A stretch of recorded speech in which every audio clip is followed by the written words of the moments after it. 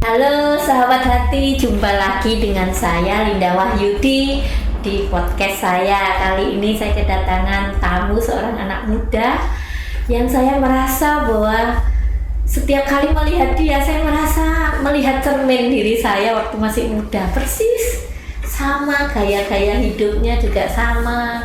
Semua yang saya lihat aktivitasnya dia juga hampir sama dan mirip dengan saya. Sudah lama saya mimpi bahwa saya akan mengundang dia untuk bicara karena saya merasa bahwa dia cerminan saya. Anak yang sangat ceria dan semua orang yang kalau kenal dia bisa cekakaan dan penuh kegembiraan. Halo Inge. Halo. Shalom. Shalom. Ini dia Inge. Apa kabar semua? Inge. Gimana? Seperti yang tadi saya bilang, Inge, bahwa kalau saya lihat kamu itu kok melihat saya masa muda saya ya kayak gitu. Iya. Tapi nggak segemuk saya kan? Mungkin tante dulu lebih langsing dan lebih cantik ya. Tapi nggak apa-apa ya. Ukuran itu tidak menjadi patokan ya tante untuk kebahagiaan kita. Kamu tetap cantik di mata saya. Puji Tuhan. Setahu saya kan kamu murid sekolah minggu saya dulu. Jadi saya tahu kamu ya dari kecil lah, maksudnya seperti itu ya. Dan saya lihat perjuanganmu itu hebat dari kecil. Coba boleh nggak kamu bagi? Kamu bekerja dari umur berapa? Mulai bekerja, memang harus membantu orang tua. Coba. Iya, kalau kerja sih dari kecil ya tante, dari SD. Jadi tante Linda kenal aku dari SD karena masuk sekolah minggu. Dulu itu sebenarnya yang namanya anak SD itu kan nggak pernah punya pikiran kerja tuh tante. Tapi waktu itu memang keadaan mau nggak mau, ya semua pasti karena keadaan ya. Karena kata orang ada yang bilang semua bisa karena keadaan dan terbiasa. Terus udah gitu. Waktu itu kebetulan kan papa mama saya itu udah pisah. Jadi waktu saya umur kira-kira kelas 1 SD ya, 6-7 tahun lah. Tapi sebelum itu udah papa saya tuh udah jarang pulang. Jadi udah bener-bener pisah itu waktu saya SD, sekitar 7 tahunan kira-kira. Kamu berapa bersaudara? Saya anak tunggal. Oh, anak tunggal. Terus udah gitu, dan pada saat itu ya otomatis kan semua yang biasa di cover sama papa kan nggak udah mulai dikurangin kan. Jadi pertamanya misalnya ada biaya buat supir misalnya, terus nanti bulan ini biaya supir itu nggak dibayar, nggak dikasih, jadi hilang. Terus biasanya ada biaya untuk pembantu misalnya ya, nah bulan depannya biaya pembantu itu hilang. Jadi setiap waktu itu sedikit itu semuanya hilang gitu loh tante, tanggungannya. Dan akhirnya kan mikir ya, dulu tuh ya mama saya tuh kan tipenya tuh bukan yang kayak saya gini ya, bisa kesana kesini kerja ini. Mama tuh kan orangnya lebih kalem, lebih diem gitu. Jadi mungkin dia itu ya dia kerja, dia berusaha lah ya, survive, tapi dengan apa yang dia bisa gitu loh ya. Jadi aku lihat sih ya namanya anak kecil ya, anak SD ya, ntar kalau di sekolah lihat temennya bawa kotak pensil baru bagus gitu misalnya, kadang-kadang kita pingin punya atau apa. Nah tapi saya tuh memang mungkin dari dulu karena ngelihat mama suka jualan, jadi saya tuh kayak punya pattern lah ya, kayak punya pattern gambaran ngelihat apa yang kita lihat itu yang kita lakukan ya kan. Nah jadi karena ngelihat mama sering jualan, akhirnya saya tuh juga suka jualan. Nah waktu SD mungkin saya nggak jualan barangnya mama ya, karena mama saya tuh pasti dia nggak tega lah ya nyuruh saya, ayo kamu jualan ini. Enggak sih. Tapi saya tuh inisiatif sendiri waktu itu. Kebetulan di sekolah itu ada temen jualan kue. Nah terus jadi aku bilang, aku mau dong jualin kuemu. Nah jadi aku jualin kuenya orang malah. Nah terus udah gitu kadang tuh saya tuh orangnya tuh paling suka kalau sekolah tuh bawa tuh macam-macam di tas tuh, bawa tisu, peniti, macam-macam. Saya tuh pokoknya tasnya kayak Doraemon kata teman-teman saya. Nah teman-teman saya tuh karena taunya saya suka bawa macam-macam, nah mereka tuh suka tanya, kamu punya ini enggak? Misalnya, kamu punya tisu enggak? Oh iya ada, tak kasih. Oh kamu bawa ini enggak? Oh bawa, tak kasih. Terus lama-lama saya mikir, lah ini saya teman saya minta terus kan, lah ini kan saya kasih terus nih, gimana kalau saya jualan ya? Saya mikir gitu. Akhirnya saya jual tisu, pokoknya apa yang perintilan yang orang perlu ada, tapi harganya segini ya gitu. Dan mereka tuh mau gitu loh. Jadi jualin kue teman ya, jualin perintilan gitu. Dan sampai akhirnya SD juga nih, SD tapi udah kelas 6 mau masuk SMP, kelas 6 apa kelas 5 SD ya kira-kira. Temannya mami saya tuh jual kosmetik dulu tuh, jadi ada salah satu kosmetik yang dibuat multi level tuh loh tante. Nah, saya nggak sebut merek. Iya. Pokoknya multi levelan tapi kosmetik. Nah, terus mama teman saya tuh malah bisa melihat, wah kayaknya ada potensi anaknya teman saya, karena saya sering main ke rumah teman saya itu gitu. Terus saya ditawarin mau nggak jadi member. Saya anak SD nggak ngerti ya tentu ya, mungkin membernya pun mungkin dia yang bayarin atau pokoknya dia kasih saya katalog nih, ini nggak bisa jualin. Pokoknya saya belum nyoba dan belum pernah, tapi saya bilang bisa tante. Mungkin saya ini bonek ya tante, bondo nekat. Kalau orang Jawa bondo nekat, modal nekat ya. Nah, saya tuh dulu tuh cuman punya, jadi saya tuh pernah ditinggalin papa waktu saya ulang tahun tuh dikasih hadiah sepeda. Jadi saya itu jualan, ya saya modal sepeda itu. Jadi saya jualan kosmetik itu naik sepeda, gayung ke rumahnya teman satu, ke temannya lain, jualan kosmetik ya itu. Saya ingat banget waktu itu pernah hujan-hujan juga pernah tante. Pokoknya memang jiwa jualannya tumbuh dari SD, mungkin karena nggak nama itu. Terus ya karena keadaan kan. Terus mungkin pengen beli apa juga waktu itu susah ya, kalau minta mama juga ya mungkin mama kan karena harus ngeposin uang, harus bayar ini, jadi nggak semua apa yang saya mau tuh saya bisa beli. Jadi saya tuh kalau membeli barang itu sampai sekarang kadang-kadang kalau saya beli barang sesuatu yang saya benar-benar kepingin, meskipun sekarang saya udah kerja, saya misalnya bisa tidak butuh waktu lama banget untuk membelinya misalnya, pasti saya bawa ke tempat tidur, tante saya bawa tidur. Karena saya mungkin dari kecil itu sudah sering merasakan mendapatkan sesuatu itu penuh dengan harus berjuang. Jadi saya itu sangat menghargai barang sebenarnya. Tapi saya bukan pelit ya tante maksudnya. Dibawa tidur tuh maksudnya saya taruh di pinggir bantal saya. Setelah beli. Setelah beli. Okay. Jadi misalnya saya beli gelas ini ya, saya suka sekali gitu ya. Nah, kan nanti kalau saya sudah berhasil beli gelas itu gitu ya, nanti saking saya sukanya itu saya taruh di pinggir bantal saya sambil saya tidur. Oke. Saya jadi inget Aldi dulu kalau tak beliin sepatu baru, dia tidur pakai sepatu. Oh, kalau dia dipakai ya. Kalau saya enggak, masih tak sayang, jadi sama kotaknya sekalian apa. Pokoknya saya taruh di pinggir tempat tidur. Nah, itu mama saya tuh sampai ketawa, selalu melihat saya tuh sering begitu kalau saya punya sesuatu yang saya sayang, saya suka, saya beli, bisa ya gitu. Makanya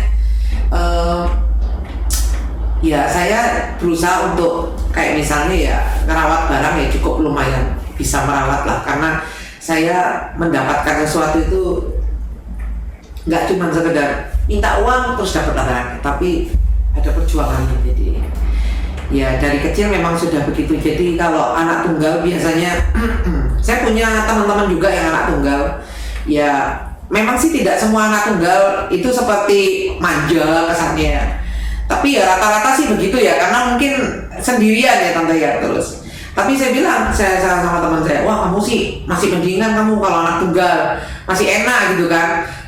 Orang tuanya mampu kan. Nah kalau saya itu anak tunggal tapi enggak kayak anak tunggal. Anak tunggal tapi kayak yang punya saudara banyak, jadi enggak ada manja-manjanya. Maksudnya ya kalau mau sesuatu ya harus usaha, jadi ada usaha. Makanya saya itu paling nggak suka yang namanya minta, cuma minta. Tapi saya tuh kepingin ada yang saya kerjakan gitu loh. Maksudnya tuh kan kadang ada orang yang gampang ya, yaudahlah kalau nggak punya uang minta aja, atau kalau nggak punya.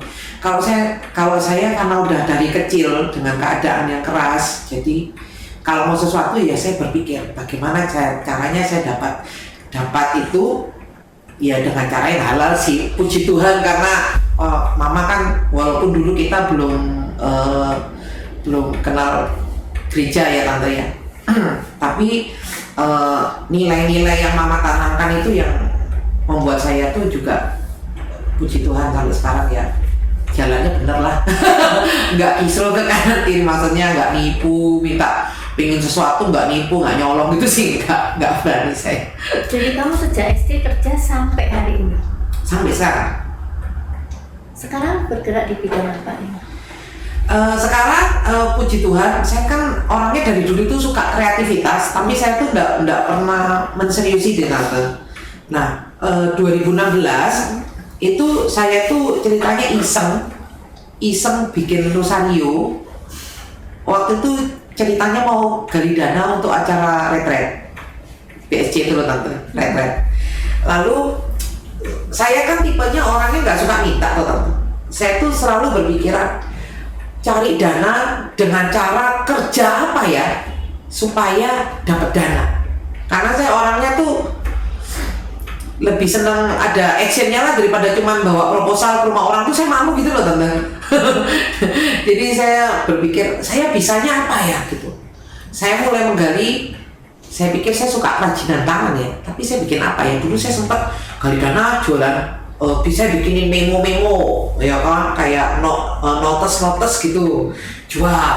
Saya bikin sendiri tante, saya modal sendiri, saya bikin, pokoknya gereja nggak perlu modalin saya modal ya kan. Saya jual ya kan, profitnya pakai buat penggalian dana, ya ininya buat balik modal saya gitu, kembalikan gitu kan ibaratnya. Nah terus waktu itu ya udah saya lihat rosario, lihat manik-manik, kebetulan mama saya waktu itu dimintain bantuan temennya buat kerja bikin tas monte-monte. Terus saya pikir ini lucu juga monte-monte ya. Ya udah saya coba, nggak ada yang ngajarin loh tante, asal tante tahu. Saya cuma modal ngeliat barang. Saya juga nggak lihat YouTube tante. Waktu itu zaman dulu nggak ada YouTube. Bukan nggak ada YouTube sih, saya tidak terpikirkan waktu itu untuk melihat YouTube. Jadi saya tipenya ya puji Tuhan, makanya saya bilang Tuhan itu luar biasa ya. Itulah yang membuat saya tidak pernah berhenti melayani Dia sampai sekarang. Tuhan tuh kasih saya banyak hal. Saya cukup lihat barangnya, nggak perlu diajari, saya lihat aja. Waktu itu saya tinggal ke tokonya, saya kan nggak tahu buat itu pakai alat apa aja. Saya bilang, Mbak, saya mau bikin ini, saya butuh alat apa aja ya? Saya bilang, oh Mbak, karena kan toko apa yang jual-jual aksesoris itu kan pasti tahu kan. Oh ya, Mbaknya perlu ini, Mbaknya perlu ini. Gimana pakainya terserah, pokoknya yang penting beli dulu. Saya pikir gitu. Oh iya Mbak perlu ini. Oh iya, terus caranya gini gimana? Ya kan, saya paling nyaman tanya gitu aja. Oh gini aja Mbak, ini tinggal diginiin, nanti digituin aja, tinggal ditekan aja, dipres aja langsung dan oh iya oke. Terus saya tinggal lihat montenya, ya udah saya beli sesuai dengan yang kemampuan saya aja dulu waktu itu. Coba bikin pertamanya salah tante, ketahuan kayak nggak pernah doa rosario ya. Kan 50, saya buatnya 60. itu rosario pertama yang saya buat. Terus saya tunjukkan ke teman kan, gaya ini ceritanya gaya berhasil gitu. Tapi waktu itu masih agak kurang rapi ya, masih belum rapi lah, tapi udah jadi gitu. Kata teman gini, kamu pernah doa rosario enggak? Kenapa? Ini kok 60 ya? Saya 60. Oh iya. Jadi kesan itu sampai sekarang masih ingat. Jadi saya tuh lucu, Tuhan menempatkan saya satu bidang pekerjaan yang luar biasa sekarang. Ya, yang sekarang ini jadi 2016, tapi saya nggak seriusin tante, karena kan saya cuma buat cari dana. Dan ternyata Tuhan mempersiapkan 2016 itu untuk COVID 2020. Di saat saya tidak punya pekerjaan yang saya lakukan, mau main musik, mau ngajar, mau apapun, ternyata rosario itu yang menghidupi saya dan keluarga. Dan saya tidak pernah menyangka tante, kalau orang bilang nanti berkat yang mengejar kita, saya itu tidak pernah membayangkan seperti apa sih berkat yang mengejar kita. Tapi tante, 2020 adalah tahun di dimana saya merasa berkat yang mengejar saya tante. Lewat barang rosario atau aksesoris yang saya buat, yang mana di tahun itu orang itu sibuk beli sembako, ya tante. Orang sibuk beli makan, lah kok ya Tuhan kirimkan orang-orang yang mau beli barang yang kalau kita ngomong itu penting-penting amat ya enggak gitu. Bener gak tante? Kalau ngomong rosario ya wis duwe akeh. Maksudnya ngomong Jawa, enggak ngerti. Ya kan orang punya rosario satu ya enggak akan habis sampai 10 tahun ya enggak habis gitu loh tante. Tapi di tahun kemarin tante, pemeliharaan Tuhan, saya memang berat di awal tante. Waktu COVID awal itu tuh kan langsung kerjaan stop kan tante. Karena kan tamu nggak ada. Nah kerjaanku ini lah hubungannya sama orang asing. Orang asing pada nggak ada yang mau datang, semua cancel. Cenut-cenut lah ya, kayak gitu beratnya. Kamu apa? Main musik? Main musik. Cenut-cenut lah ya, di hotel semua cancel kan tante. Mbak, yang ini cancel, tanggal segini cancel. Wah ini kok cancel semua? Ya maklum sih, karena COVID, penerbangan saat itu banyak yang ditutup karena lockdown sana, lockdown sini, orang lagi pada panik gitu kan. Terus ya udah, terus ngajar juga saya enggak. Kenapa? Orang tua kan takut waktu itu kan lagi parno, orang nggak kepingin didatengin tamu. Lah saya kan ngajarnya privat ke rumah orang. Jadi saya juga tahu diri juga lah tante, ya kan saya nggak ngajar. Terus saya pikir, wah ini mau ngapain ya saya pikir. Terus dalam hati itu saya yakin Roh Kudus itu yang berkata, kamu kenapa ndak seriusin rosariomu gitu. Seperti dalam hati ada yang ngomong begitu. Cuman saya tuh masa sih gitu loh. Secara manusia ya tante, lah COVID gini orang banyak yang PHK waktu itu. Banyak yang lebih banyak spend uangnya daripada buang uangnya. Iya kan tante, karena buat hidup kan mereka, karena banyak yang nggak kerja. Terus sudah gitu ya orang sekarang pasti jualannya pasti lebih banyak sembako lah. Semua waktu itu lagi panic buying, pada belanja gila. Ya sampai gula habis, apa habis gitu. Tapi ya sudahlah, saya cuma tinggal nurutin aja, saya mengalir aja waktu itu. Kalau memang dalam hati bilang, kayak ada yang bilang, kenapa nggak? Ya udah saya coba, saya iseng, saya coba, saya mulai di bulan Mei waktu itu. Karena saya berpikir begini, saya nggak boleh terlena dengan COVID ini, ya kan? Kalau saya cuma menunggu COVID ini selesai, mungkin orang bilang 3 bulan, ya kan?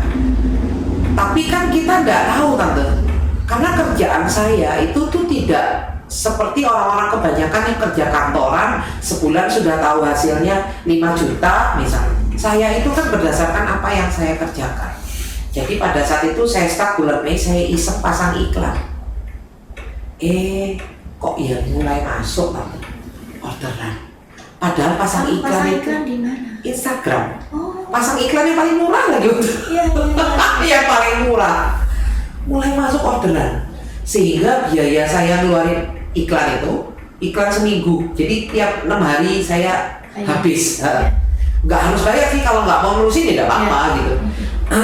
Jadi uang iklan itu tertutupi dari orderan mulai masuk. Saya bilang, kok ada yang order ya? Saya bilang, oh mungkin bulan Maria. Saya pikir gitu kan, karena bulan Mei, saya pasangnya bulan Mei. Terus udah gitu, oke, saya pasang lagi iseng April. Terus yang bulan Mei order lagi Juni. Yang saya kaget itu pada saat ada satu bulan tertentu, kalau nggak salah di Juni-Juli, itu saya ngerasa itu bahwa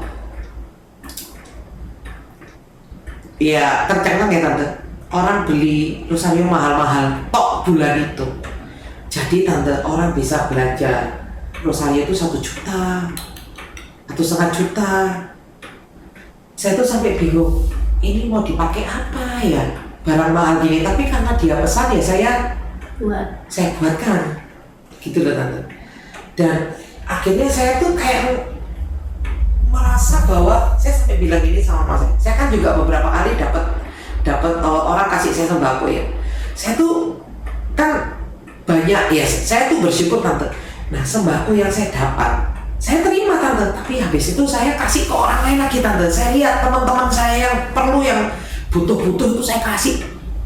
Kamu nggak, aku baru dapat, saya bilang gitu, aku baru dapat sembako dikasih.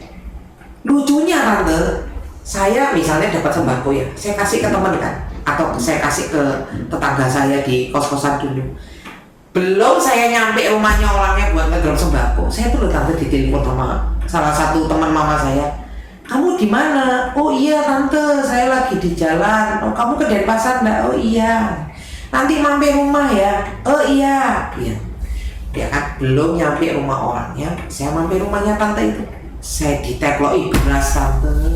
Ya, jadi tante bayangkan, saat kita niat mau ngasih, belum nyampe rumah orangnya ya tante yang kita mau kasih, Tuhan itu sudah mengembalikan lagi. Merinding saya ingat. Iya tante.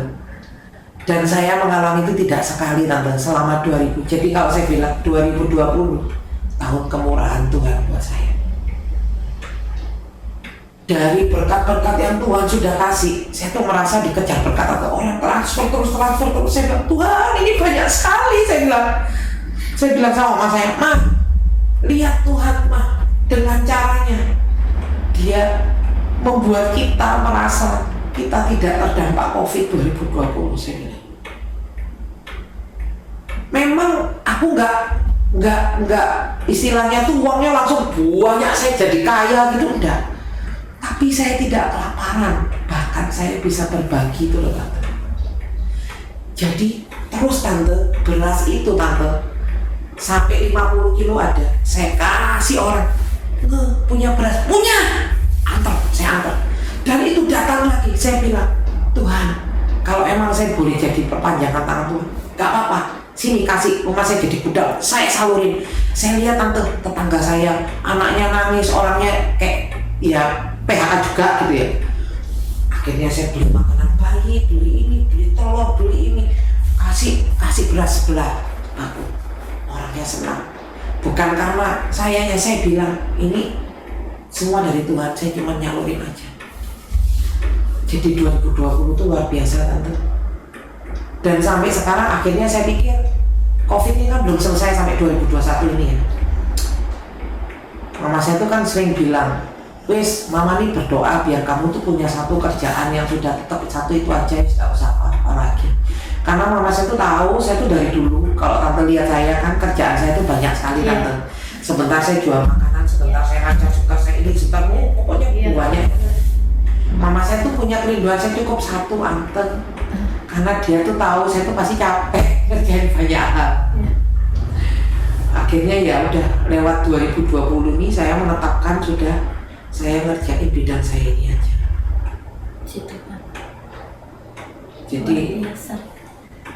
Jadi ya tahun rahmat buat saya 2020. Jadi ya memang semua orang susah, tapi kalau kita di dalam Tuhan tuh nggak ada yang mustahil. Itu saya mengalami tante.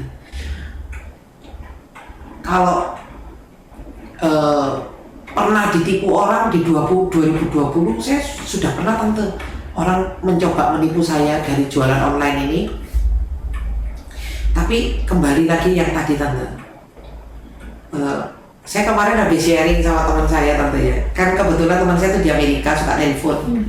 Karena dia juga nggak ada teman lain lagi. Apalagi COVID gini kan.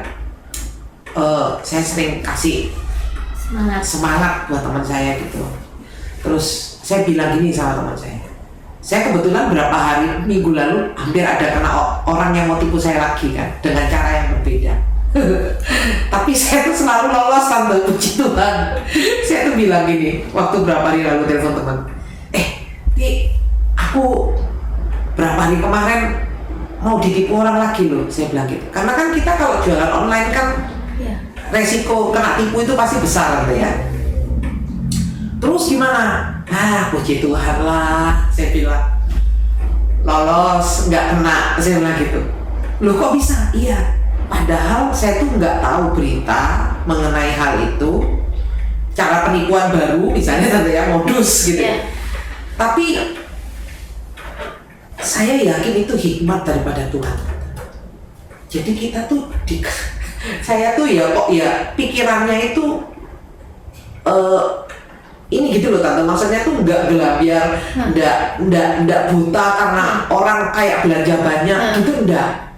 Tapi logikanya jalan, pikirannya ini jalan gitu loh tante, sehingga dan dalam hati itu ada feeling kayaknya orang ini kok aneh ya gitu loh, kayak orang ini kayak nggak baik deh, kayak nggak bener deh, kayaknya ada sesuatu yang janggal. Dan saya percaya itu pasti karena Roh Kudus yang mengingatkan saya.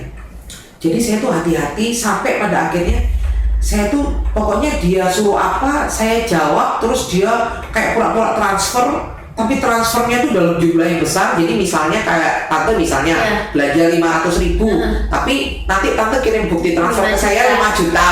Saya bilang salah teken. Saya tuh nggak tahu loh tante modus itu sebenarnya. Mungkin di Facebook ramai, tapi saya tuh nggak pernah buka FB soalnya. Terus? Nah, tapi ya nalarnya jalan aja sih saya. Terus pernah ada yang pokoknya pesen, dia tanya banyak barang, dia pilih yang termahal, ya kan? Mirip-mirip tapi agak beda. Saya disuruh, pokoknya saya kayak dituntut aneh-aneh. Tapi saya puji Tuhannya yang nggak kecantol mereka tante. Terus teman saya tuh jawab gini ke saya, nggak katanya. Ini yang membuat saya tuh sampai gini ya, oh iya ini kayaknya jadi bahan renungan baru juga gitu. Jadi nggak, emangnya kalau orang sungguh-sungguh hidup dalam Tuhan, kata teman saya, itu yang namanya Tuhan bilang meluputkan itu benar loh ya, kata dia gitu. Iya ya, itu kalau nggak Roh Kudus bekerja, itu kan hikmat itu ya nggak ya, kata teman saya gitu. Benar saya bilang gitu. Itulah kenapa kita kalau doa, Tuhan berikan aku hikmat daripada Engkau, itu tuh ya seperti itu ya, kata teman saya. Benar, iya ya, ini hikmat Tuhan ya. Makanya kalau misalnya kita buta sama uang gitu ya, terus akhirnya karena kesenangan, wah mau orang seolah-olah belanja banyak, ya udah oke, yang penting dia bayar, gimana caranya? Ya mungkin kita akan masuk tertipu ya. Tapi kan kita iya. Nah, tapi kalau kita tuh tenang ya kan, terus udah gitu nggak, gimana ya tante, aku bingung ngomongnya sih, tapi ya itu karena Roh Kudus. Kalau nggak bisa kita melawan kesenangan untuk wah ini berkat Tuhan, ini saya dapat uang banyak gitu. Jadi udah nalarnya udah. Iya. Makanya itu saya bilang, saya nggak akan pernah berhenti mengasihi Tuhan apapun, karena saya sudah terlalu banyak melihat perbuatan tangan Tuhan dalam hidup saya. Saya kemarin sharing sama teman saya mengatakan begini, kadang-kadang Tuhan itu menyelamatkan kita dengan cara kita dijongkrok. Betul kan? Saya dulu juga nggak, ya oke, tapi saya nggak nge. Tapi setelah saya ngalami, iya ya, semua yang saya persiapkan kok bisa meleset, gagal. Iya. Terus teman saya bilang, tenang C, tenang. Kamu tuh sedang dijongkrok loh dari sesuatu yang menyelakakan kamu loh. Iya. Dan kamu didorong supaya kamu nggak kena. Itu betul tante. Tapi saat didorong tuh kita protes loh. Betul, itu betul. Didorong itu sakit juga. Rasanya komplain kan. Merasa tidak diperlakukan adil gitu. Nah, ini ada satu cerita tante. Kebetulan ini cerita teman saya di Amerika itu. Saya sampai bilang gini, saya sering bilang gini sama dia, Pi, lu tahu nggak cerita lu, pengalaman lu, saya bilang, itu menjadikan saya tuh semakin dikuatkan, dan saya ceritakan ke banyak orang untuk membuktikan bahwa Tuhan itu ada. Terus kata teman saya gini, lu bikin gua malu, katanya gitu kan. Emang yang mana? Dia aja lupa. Terus saya ceritakan lagi, lu ingat nggak dulu? Jadi teman saya itu, dia itu desainer fashion. Jadi dia itu suka desain tas, ya. Salah satu fashion yang dia desain adalah tas. Jadi dia desain tas, dompet, tapi untuk yang premium tante. Jadi yang masuknya tuh ke Sogo gitu lah tante, ke butik-butik. Nah, satu kali itu dia ada masukin ke salah satu butik ya di Seminyak sana. Terus udah gitu yang buat bule-bule, karena memang dia pasar bule modelnya. Oke, masukkan ke sana. penjualannya bagus tante. Iya. Ya, dia tuh karena dia tuh sahabat baik saya, jadi setiap kali kalau dia lagi ngapain, bikin apa-apa, dia tuh suka share karena kita sama-sama orang suka craft dan seni. Yes. Waktu itu dia udah masuk penjualan, tiba-tiba suatu kali saya makan siang sama dia, terus dia bilang gini, mukanya dia murah banget. Terus dia bilang gini, aduh lu tahu nggak, masa nih toko yang butik yang dia titip, barang lu diretur semua nggak? Loh kok bisa? Nggak tahu. Gue nanya sama temennya yang kerja di butik itu, dia juga nggak tahu kenapa. Jadi bosnya yang bule itu, yang punya butik itu ngeretur semua barang dia. Padahal penjualan dia itu cukup oke di toko itu. Wah, terus udah gitu teman saya gini, kenapa ya Tuhan tuh kok gitu banget sih kayak nutup berkat gua gitu. Jadi teman saya itu juga ngedumel. Jadi dia merasa berkatnya itu ditutup sama Tuhan, jalan berkatnya dia. Terus aku bilang, ya sudahlah, tak apa-apa. Pasti ada rencana yang lebih baik buat lu. Mungkin Tuhan pengen lu kasih jalan masuk ke tempat lain yang lebih bagus atau apa. Kan kita nggak tahu rencana Tuhan kan. Tapi dia sudah jengkel duluan, udah kecewa, udah jengkel, udah dongkol. Seminggu kemudian tante, temannya dia, kan dia masih punya teman yang kerja di butik itu toh. Temannya dia yang di butik itu dia cerita, bilang ke teman saya ini, kalau butiknya tuh kebakaran. Aduh.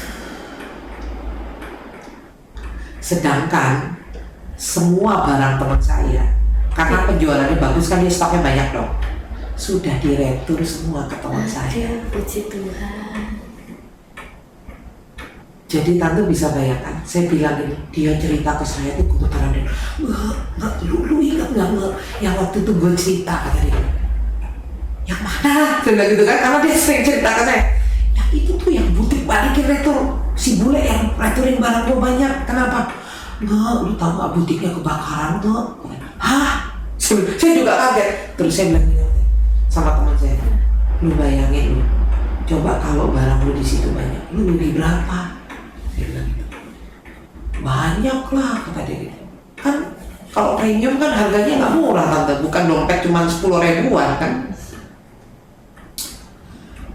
Pada saat itu dia bilang, puji Tuhan ya, barang gua diretur sama tuh orang, kata teman saya gitu.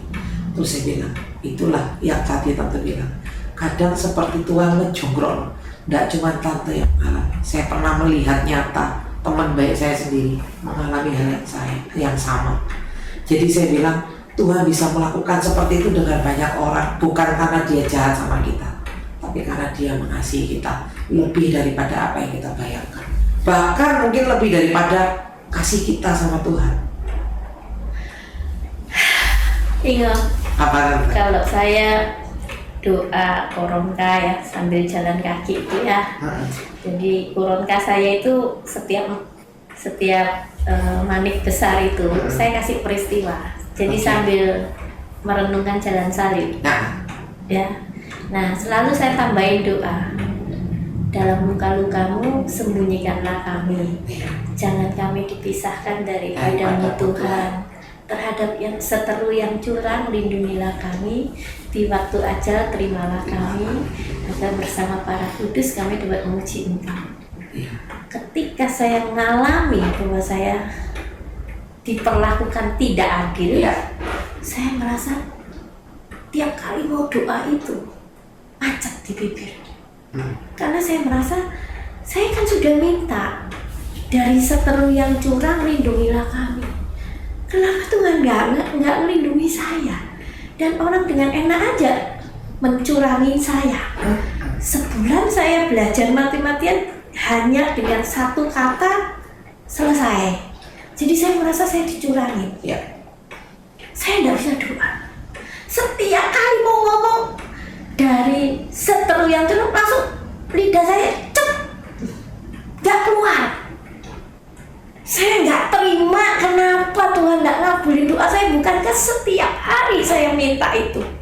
Setiap peristiwa 5 itu berarti 5 kali saya ngomong seperti itu. Sampai suatu saat, ketika saya berdoa, kayak dibukakan gitu.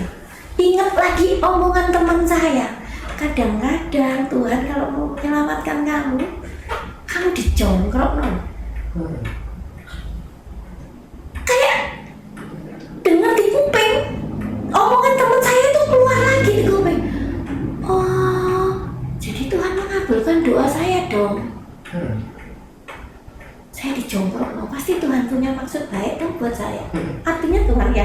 kasihlah sesuatu yang memang dia persiapkan buat saya. Mungkin dalam masa pandemi ini mungkin supaya saya lebih serius bekerja, kan seperti itu mungkin. Jadi saya nggak dikasih tugas-tugas yang berat, tapi saya disuruh serius kerja. Saya sampai ngomong, Tuhan ampuni saya, Tuhan ampuni saya, terima kasih Tuhan. Kamu bukakan pikiran saya bahwa itu, thank you, sekarang kamu menguatkan saya. Bahwa Tuhan itu benar-benar kadang-kadang jongkrok kita supaya kita selamat. Iya, makanya itu kalau misalnya tante ya saya ngalamin makanya kayak gini ya, kayak kemarin pandemi ya sebenarnya mungkin banyak orang yang merasa dijongkrok oleh Tuhan ya tante. Tapi kalau orang yang mau peka ya tante ya sebenarnya banyak loh tante orang-orang yang akhirnya punya talenta-talenta baru yang keluar, yang selama ini nggak mereka ketahui ya, yang ternyata misalnya walaupun cuma bisa bikin satu kue misalnya ya tante misalnya, tapi ternyata ya aku cuma bisa bikinnya ini, memang enak dan ternyata kue itu doang yang laku misalnya, ya kan? Dan dia ternyata, ternyata kueku yang aku pikir cuma buat makan sendiri, ternyata banyak yang suka ya, ternyata enak ya, ternyata menghasilkan benar-benar. Jadi kalau kita mau melihat sebenarnya 2020 itu bukan tahun kesuraman menurut saya, tapi tahun dimana Tuhan itu ingin memurnikan kita, membuat kita melihat bahwa Dia tuh mencintai kita di tengah kegelapan. Ya, kemarin itu kan ibaratnya corona ini kan gelap, bahkan sampai tahun ini pun dengan begitu banyak bencana. Tapi saya yakin bahwa janji Tuhan itu tidak pernah tidak ditepati. Saya juga ngalamin tahun 20 ini bagi saya tahun keberlimpahan. Iya. Betul-betul hidup, keberlimpahan itu nyata. Iya. Makanya kadang kalau ada yang ngeluh ya tante sama saya, terus saya bilang ini, sekarang tahun berapa? Udah ganti tahun? Iya. Tapi kamu masih ada ya sampai sekarang? Berarti gimana? Kamu selama tahun kemarin dipelihara kan? Iya sih ya, dia juga sih. Ya udah. Sampai kita bisa hidup gini, berlimpah bukan berarti banyak duitnya. Iya kan? Berlimpahan itu bisa mensyukuri, lalu bisa melihat kemurahan Tuhan dengan kondisi terhimpit, masih bisa hidup dan masih bisa sampai ganti tahun, sudah dari Paskah mau Paskah lagi. Itu kan sesuatu yang sekarang tuh loh, amazing. Saya minum air panas di termos itu loh, saya bisa bilang Tuhan enak banget, thank you ya Tuhan, enak banget Tuhan, coba. Dan bahkan tante, banyak orang yang mungkin dulu tidak menghargai hal-hal yang kecil, tapi sejak corona, sejak COVID ini, hal-hal yang kecil itu sangat dihargai dan berarti. Misalnya, kalau dulu misalnya, ya kalau yang namanya kumpul itu biasa, bahkan kadang-kadang kumpul, misalnya kita berdua, bertiga, tapi semua pada gadget sibuk dulu. Tapi karena corona kan nggak bisa kumpul, jadi sekalinya bertemu itu rasanya senang sekali dengan bertemu, menghargai satu pertemuan misalnya gitu. Itu kan sudah hal kecil ya tante, cuma ketemu tok loh, tapi kita bisa kayak bahagia. Saya waktu yang 2020 memang saya ke gereja itu bisa dihitung, offline itu cuma 3 kali tok 2020 yang COVID itu. Dan satu kali saya tuh waktu itu ketemu salah satu teman persekutuan doa di minimarket tante sebenarnya. Iya, bukan minimarket, supermarket tapi nggak gede lah gitu. Begitu saya ketemu tuh, ya ampun, kok ketemu. Saya tuh sampai bilang gitu. Padahal mungkin kalau sebelum COVID tuh kayaknya ya ketemu ya udah biasa lah ya kan. Bahkan kalau kita lagi rame-rame kadang-kadang ya udahlah ya, maksudnya biasa gitu loh tante. Tapi karena COVID nggak bisa ketemu, jadi sesuatu yang bertemu secara nyata tuh kayaknya tuh sesuatu yang menggembirakan. Iya, ampun ketemu kamu. Itu kecil, tapi ternyata banyak hal yang berarti yang dilewatkan selama ini. Sangat betul. Dan Tuhan menyadarkan kita bahwa yang bagi kita mungkin udah kita lupakan, terlewati, kita abaikan, ternyata Tuhan ingatkan ini. Itu banyak hal yang berarti yang sudah kamu lewatkan dengan hal-hal yang mungkin kamu sukai yo. Hidup dengan dunia kita sendiri ya. Udah gadget-gadget aja. Yang lain nggak tahu kemana. Yang jauh mendekat, yang dekat tidak terlihat gitu loh Tante. Ingat, sharing-sharingmu sungguh sangat menguatkan saya, walaupun saya jauh lebih tua dari kamu, tapi saya belajar banyak dari itu, bahwa iman yang seperti itu luar biasa. Ingat, masih banyak hal yang ingin saya gali, tapi bolehkah nanti episode kedua Boleh. kita tutup sebentar, terus kita mulai lagi. Iya. Ya? Oke. Oke, teman-teman, thank you banget sudah gabung bersama kami. Semoga podcast ini benar-benar menginspirasi teman-teman bahwa bekerja dengan gembira dan Tuhan selalu memberkati kita. Betul ya Inga ya? Oke, shalom teman-teman, jangan lupa tonton lagi yang kedua. Sebentar lagi saya bicara lagi dengan Inga episode yang kedua, karena ini sangat menarik. Banyak hal yang belum saya gali dari dia. Oke, shalom, sampai ketemu. Dadah, jangan lupa like ya. Dan Thank you. subscribe.